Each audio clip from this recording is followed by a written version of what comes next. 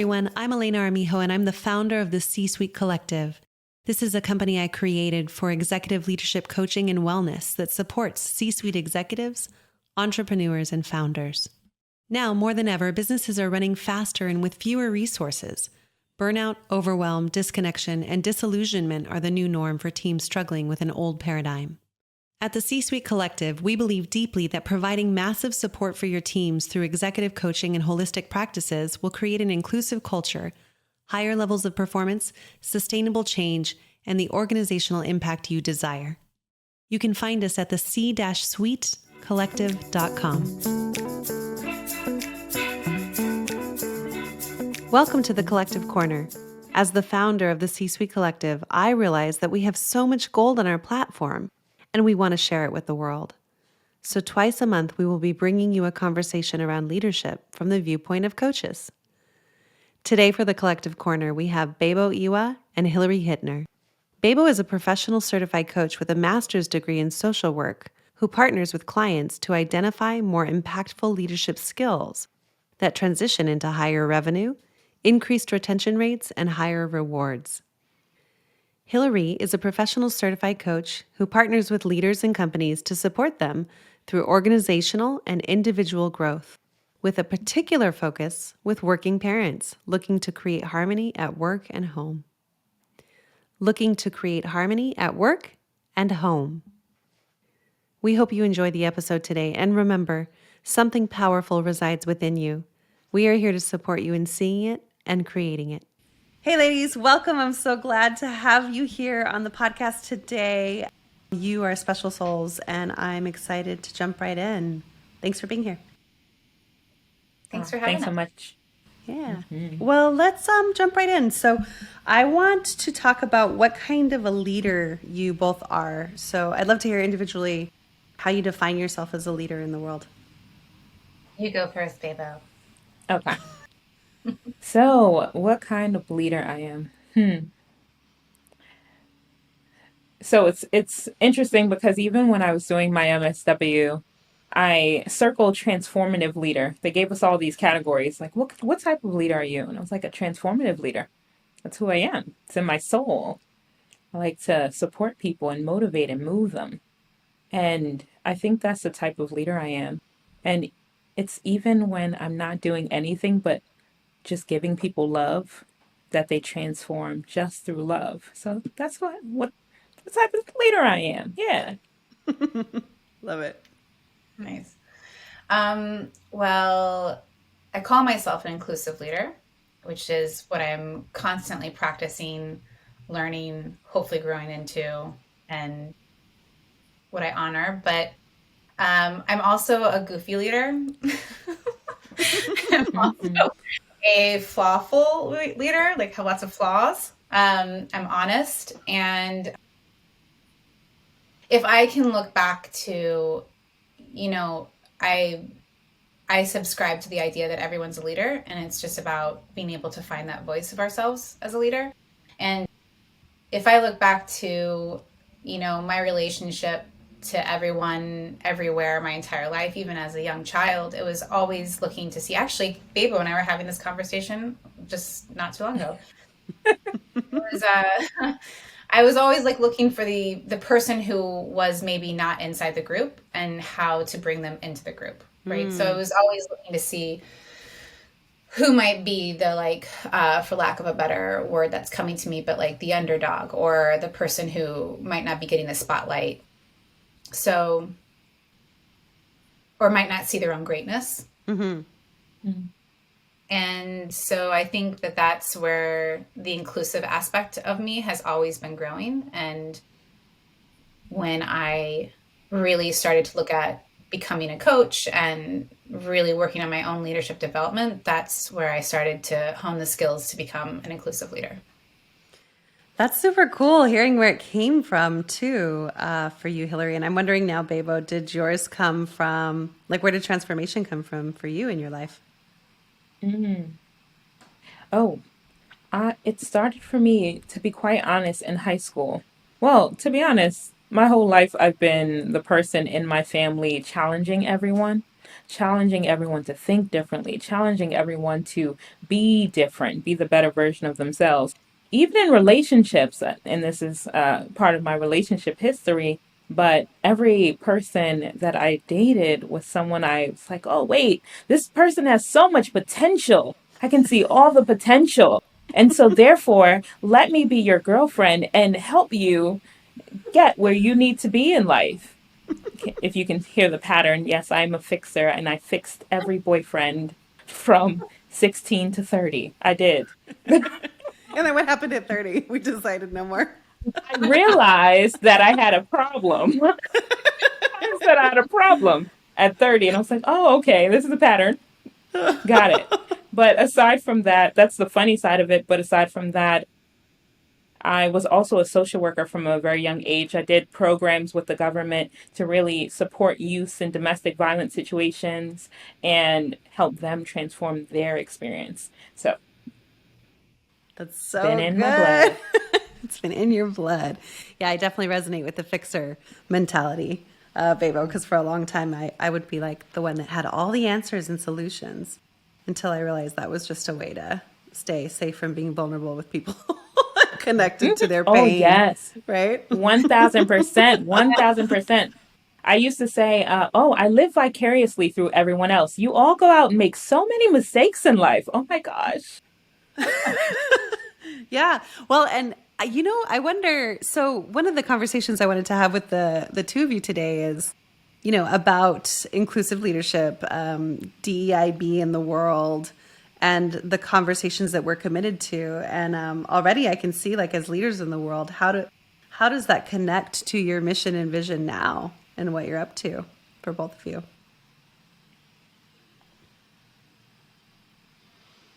Let's see.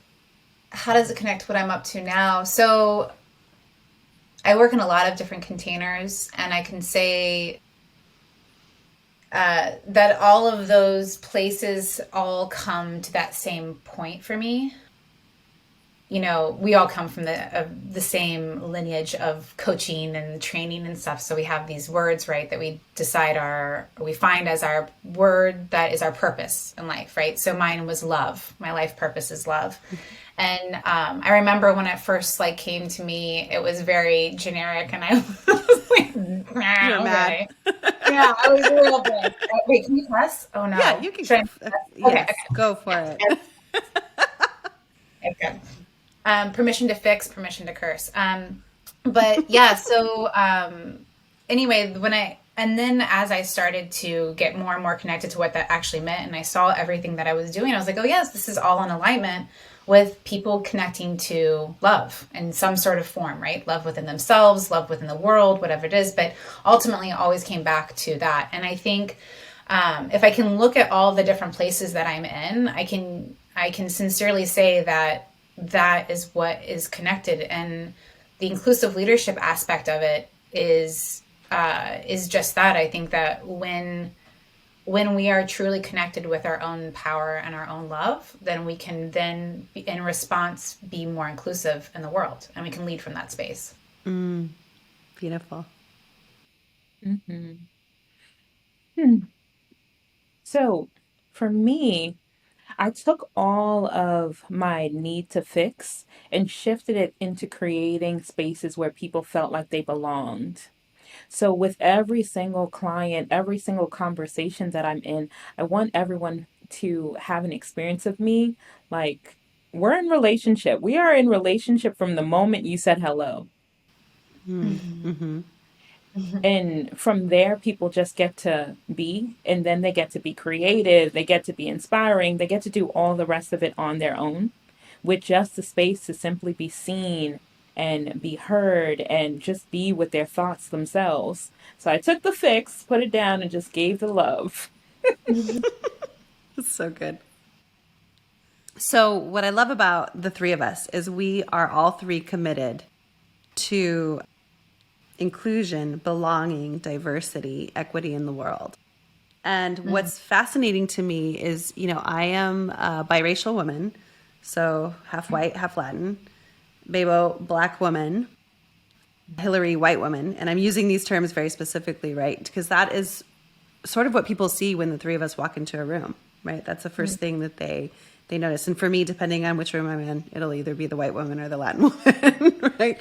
And so I'm curious about what you all see as the power of us in rooms, and our collective, not only our backgrounds, but the way we stand for people, because I think it's a unique opportunity to share with people what that experience is like and what we look for and what we offer to people through that lens. Ooh, I love that question, Lena. Hmm. I think I think the thing that we offer is a sheer, like a simple opportunity to have people be seen. Like, there are so many people walking around with their not enough story and not holding space for one another because they're in so much competition with themselves that they can't even just exist, enjoy, be present, anything of that nature. I think the opportunity for us, the collective we, you, me, and Hillary together and apart, is that we bring this ease and creativity and this willingness to simply be and see and love so openly. And I think that's it. Yeah. I think, it's interesting. So, as a white woman, I work with a lot of white women and white men, specifically around learning how to understand the power that they walk into a room with. And I think, if we're going to specifically look at white women, and I work with a lot of like white feminists, right? Liberal white feminists. And there's, I mean, we don't have time for it now, but right, there's like so much history. There's so much history there. There's so much in the way we were trained to be in the world, and that perpetuates racism, that perpetuates a lot of stuff that we don't even, I don't think, are present to the impact. And so, as a white woman, I think a lot of the time, the when like my responsibility when I walk into a room is to own, to be conscious of the power that I have just because of the color of my skin, and how that can be really dangerous if it's not something that is conscious, and not something that is that I'm aware of. Hmm.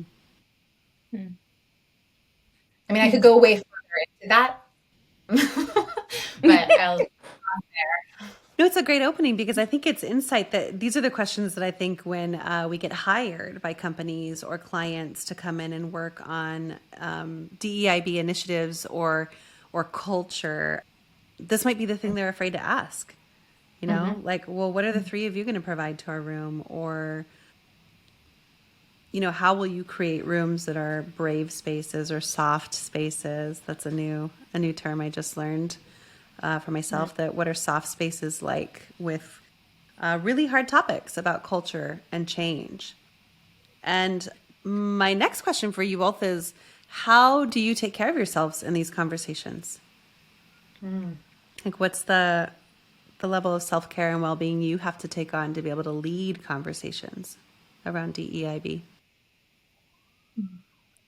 I think for me, uh, I say I bring love into spaces because oftentimes, before I even walk into a room or before I even open my mouth, there's often this stereotype of, oh, the angry black woman or black woman, dot, dot, dot, whatever bias exists in the space, whatever judgment there is that's not mine to own that walks in the room with me.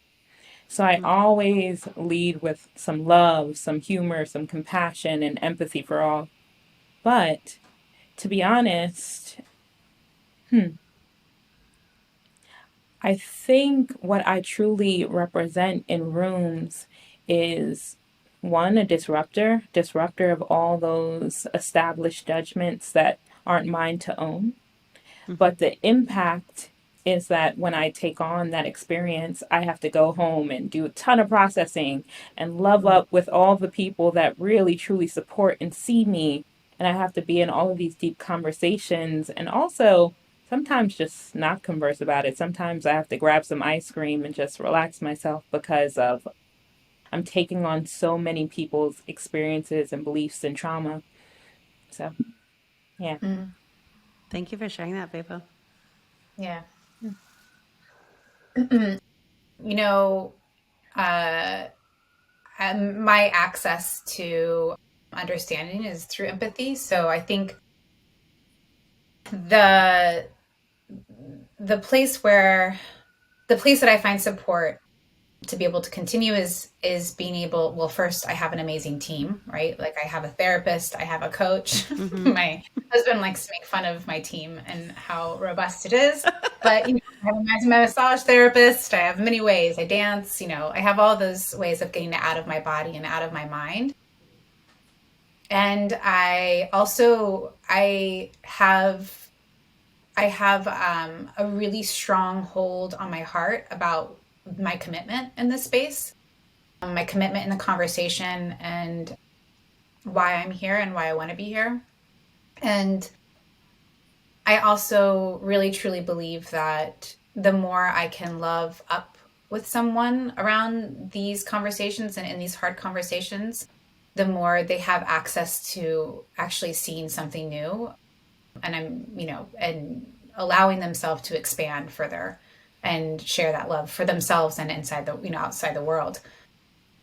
And then I also really love comedy. So I love to watch, hopefully this isn't gonna come back to bite me, but I love to watch comedy where they make fun of white people, because there's like Oh something no. about that level of embarrassment that I'm just like, oh, okay, yes, yes, yes, that's true.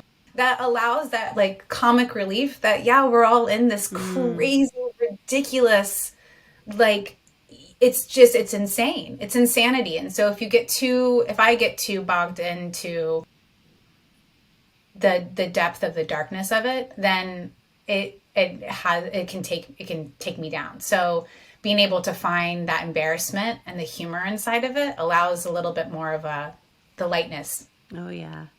It's part of my self-care.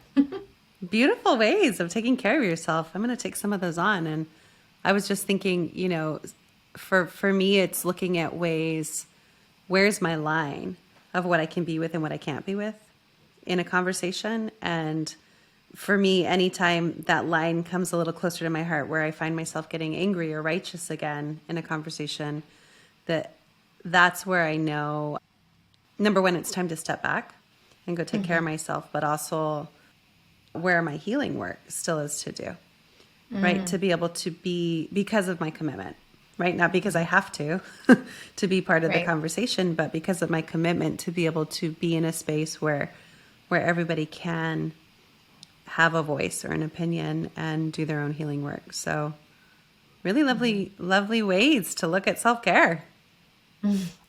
Yeah, I love that too, because I think that you don't always know where the line is. And sometimes you'll have it in a minute, in a moment where you have to be able to pivot and shift and find yourself. And I think that's where that modeling the vulnerability becomes such a unique and really powerful tool to be able to say, I'm actually getting hit up with this. And so, you know what I mean? Like, and being able to be in partnership with someone else about what it is. And like, the more you really practice that muscle of being able to connect to your own vulnerability and let it go and come back to empathy and come back to love, like the faster you can heal from it. But I love that, Elena, because you never know when it's all of a sudden go, woof, Right. out. And that's what it feels like, right? I think that's what some people struggle with in a conversation about culture or race or social injustice is all of a sudden that might hit that trauma spot that we don't know, right? And then we're in it. And it's like, oh, okay, wait a minute. This is that spot and I need a second or I need some time. Or I need to hand this off to somebody else. It's so interesting that you both have those perspectives. I think I'm actually a bit of the opposite. I'm over practiced with going back to my empathetic side, forgiving. I almost, in a sense, don't often allow myself to be angry at all. because of the automatic stereotypes and things of that nature. And so the thing that is part of my self-care sometimes is improv and getting angry on purpose, Yeah. Wow. because I've sucked it so much out of who I be in spaces so that I can do the work that I do. Yeah. And also, on some level, right, Bebo have had to, based on society, Oh, right? oh my goodness. I mean, listen, I frown in the wrong direction and I get feedback like, why was Babo so angry today? Yeah. What's going on? I'm like, Yeah. me? I'm the love. Me? And I also bring a ton of love as a defense mechanism to compensate for all of the experienced anger and hate that comes towards me. So, Yeah. Thank you both for sharing so openly, because I hope that everybody's hearing something for themselves, around what they can notice in others, but also in themselves, where their own reactions and triggers are from. yeah. What do you both hope for with the future of, diversity and inclusion and belonging in spaces and organizations? I'm like, how long do we have? We have as long as we want. I'm like, let me pull out my list. I think, the first thing that came to mind is that people can work past the performative aspect of it and that just keep going. That it's not like that, this isn't that. I feel like we're in a period of our lives right now that we're seeing like a second wave of focus since 2022 and focus on DEI efforts. And I I think knowledge is power, and I just hope that it's used to actually empower versus have power over. And so I think that's my biggest hope, is that it's continued to be used for the right, I don't want to say right reasons, because it's not a checkbox, that people really can make actual true transformative shifts for individuals, for systems, for cultures, all of it. Beautiful.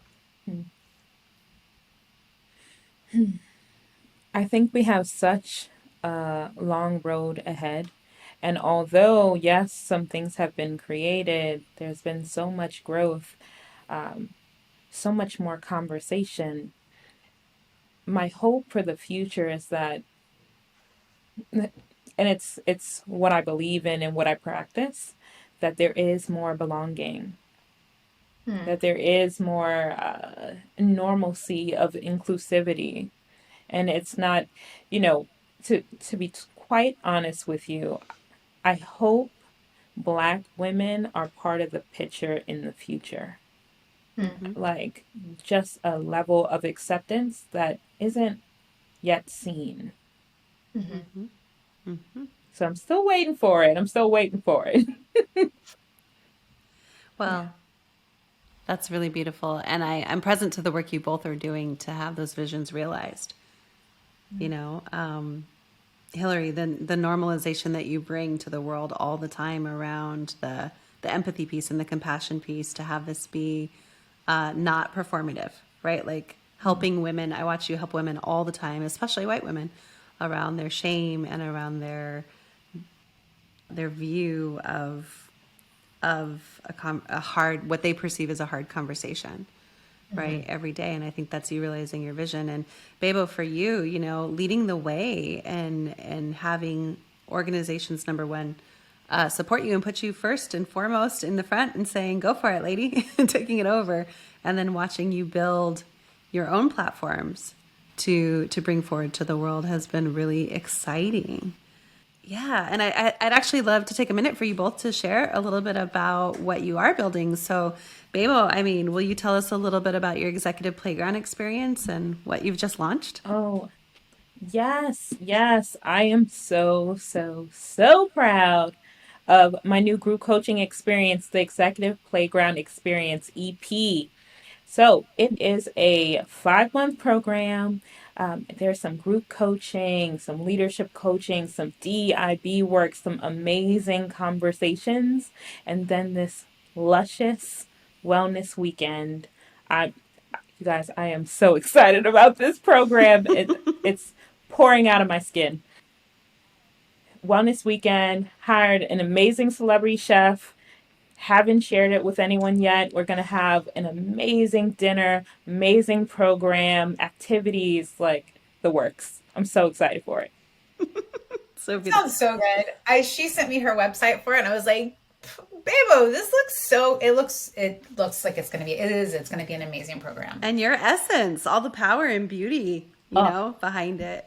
Amazing. So check it yes. out. It's Well, um it's going to be amazing. It's for leaders experiencing burnout and also leaders who want to have the tougher conversations, ones we avoid with all the conflict. So, it's going to be fun. Well, beautiful. and all those conversations are the ones that create the burnout. That's the thing that people don't realize. When Yep. you're on that little hamster wheel and you're trying to avoid the hard conversation, just jump off and have it and it's done with, makes it so much Mhm. easier. Yeah, and to dive deeper into that, it's not just a conversation about culture or DEI. I mean, hard conversations for people can be, I need more support. I'm working too many Yep. hours. I need time off, right? Like all of those conversations are part of that cycle. 1000%. Just asking for a little support is often the most difficult conversation. Mm-hmm. Yeah. So, it'll be great. Nice. Well, Hillary, what about your inclusive leadership mastermind? Yeah, so I've got an inclusive leadership mastermind that's starting up, and it's for white identifying women. And we're going to be looking at really inclusive leadership as a whole, but we will keep coming back to the anti racism framework. And, a lot of it is to support white women in understanding more in depth about how they perpetuate racism, and how to release a lot of the shame and guilt that comes along with that, to unblock themselves so they can actually be strong and amazing leaders for their teams and for their lives all over the place. Nice. Hmm. Yeah. And you will be starting a new round of it, Yes, correct? yes. So we'll be starting a new round of it in the fall. Beautiful. Well, we will link both of those programs into the notes, and people can find them there and check out more on them. Fantastic. Yeah, Awesome. cool. Well, I want to ask you, what is your favorite moment? And I know that's a really broad question, so I'd like to narrow it down. A favorite moment, either leading or with a client around a DEI conversation. I'd love to know what your favorite one was.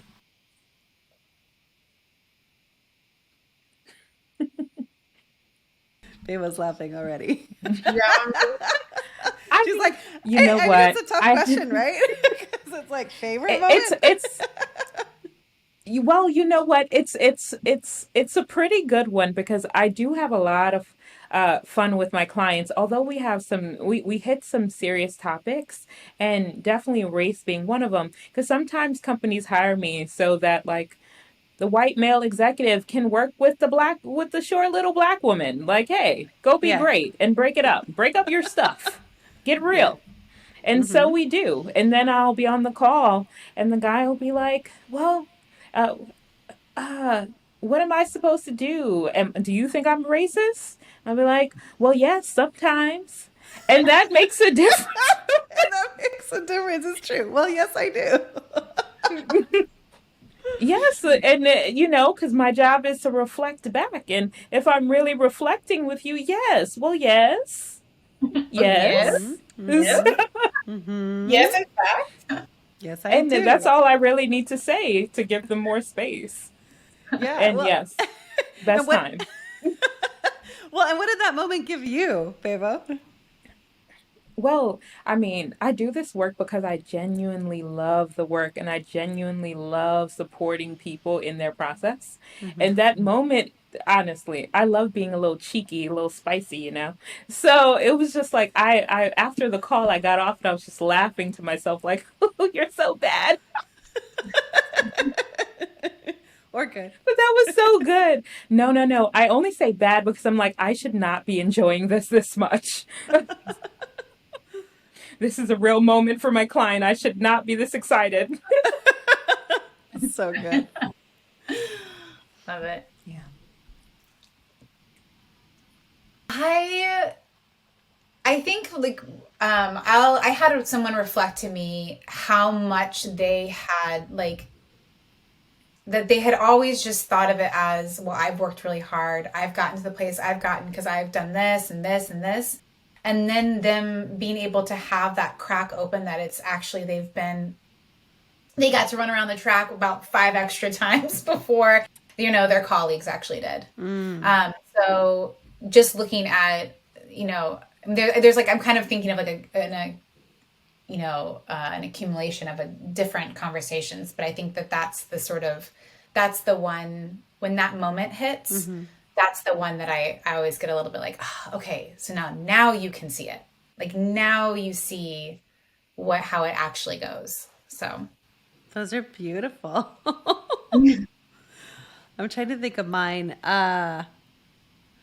It's probably a culmination of moments like you all are speaking to, but I think one of my favorite ones was when I got hired by a gentleman who identifies as Muslim, and he not traditional, but I think had some practices and some beliefs that he was still honoring.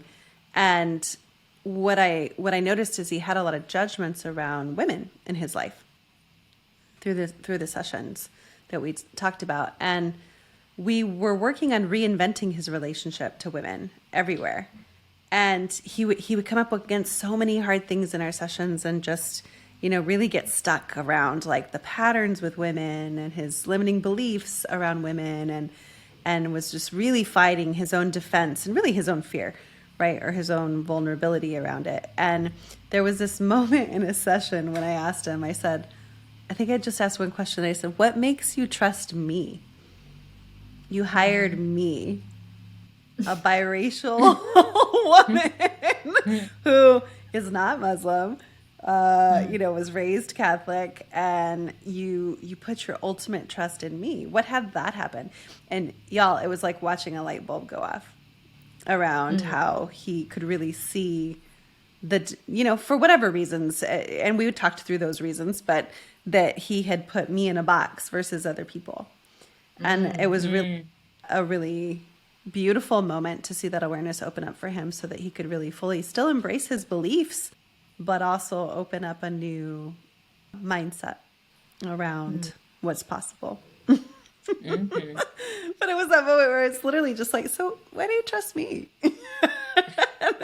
It's like, oh, that's a good question. oh, wait, I do, don't I? Exactly. I was like, well, you still keep hiring me, so it's got to be something. I mean, Come on. you're paying There's for this. possibility. Yeah, really Nice. good. Well, so I would love to know if you had a megaphone and you were going to be able to scream something, through this megaphone to the future generation. What would you say?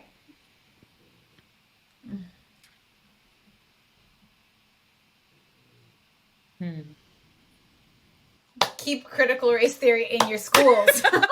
Megaphone. Yes, that's a good one. Schools. Please. On your radio, wherever you have to do. Please. Start talking about race immediately. Oh, that's such a good one. That's such a good one, Hillary. Oh my gosh. Oh, do what you. So the new generation is already up on this, but they don't work to fill some not good enough quota. They don't do that work. So that's really a message for the current generations who are in the office spaces. Catch up with the new kids on the block. Really. That's But a megaphone. Catch up. but to the future generations, um, hmm. Uh, so many things, but I think the one big thing is just get present to what it's really about. What are you doing all the things you're doing for? What is it Mm. really about? So it's just a lens to which to be curious. Just be curious about what you're up to. Is it for you? Is it for the next person? What are you really doing? Beautiful. Yeah. Well, any last thoughts, ladies, before we say goodbye? This has been fun. This has been amazing. This has been really Yeah. fun. Yeah. Thank you so much. Thank you so much. You both are such beautiful souls in the world. I feel so honored that you are a part of the C-Suite Collective, that you are fighting the fights you're fighting in the world, and that you are just incredibly fun spirits. Thanks for being sisters in this work. If this conversation sparked something for you, let it move through your week. Take it with you. Take on one small action to move the ball forward. And if you want to join our community of leaders who are daring to lead with courage and heart, you can find that at www.elenaarmijo.com or www.thec-suitecollective.com. I reserve a small number of complimentary 20-minute sessions for leaders who want clarity on what they need and insight into what is getting in the way. The practical next steps that create real movement and results in your leadership journey. So you can schedule a call through the link below. It's in the description. Like, subscribe. Thank you for listening, for showing up, and for doing the work of being human together.